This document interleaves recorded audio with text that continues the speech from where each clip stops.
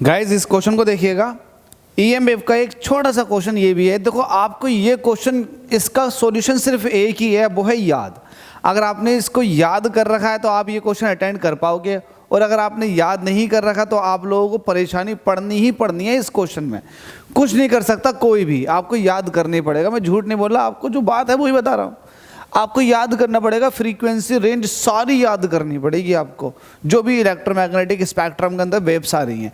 अब यहाँ पर आपसे पूछा है कि इंफ्रारेड रेडिएशन की फ्रीक्वेंसी रेंज बता दो, और आपसे ही देखो इंफ्रारेड का पूछा हुआ है, माइक्रोवेव का पूछा हुआ है, रेडियो वेव का पूछा हुआ है, तो आपसे पूछेगा तो फ्रीक्वेंसी रेंज जो होती है इंफ्रारेड रेडिएशन की वो होती है ये 3 × 10⁻12 से 3 × 10⁻14 हर्ट्ज तक।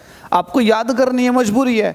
दो चीज़ों में से कोई एक चीज़ याद कर लो, या तो आप फ्रीक्वेंसी याद कर लो या वेवलेंथ याद कर लो। अगर आप इन दोनों में से कोई एक याद कर लेते हो तो C = न्यू × लैम्डा की मदद से, C तो आपको पता होता है, अगर आपने वेवलेंथ याद करी तो आप फ्रीक्वेंसी निकाल सकते हो, और अगर फ्रीक्वेंसी याद कर रखी है तो वेवलेंथ निकाल सकते हो। तो कोई एक तो आपको याद करना पड़ेगा। तो मैं तो कहूँगा आपसे कि फ्रीक्वेंसी याद कर लो कुछ की, और कुछ की आपको वेवलेंथ याद कर लेनी है। तो इससे थोड़ा ये है, आपको मदद मिल जाएगी। तो यहाँ पर इंफ्रारेड रेडिएशन की फ्रीक्वेंसी रेंज पूछी गई थी, जो कि ऑप्शन बी हो जाएगा। ध्यान रखना, ये क्वेश्चन आया हुआ है 2022 में बोर्ड एग्जाम में। चलिए अगले क्वेश्चन में मुलाकात करते हैं।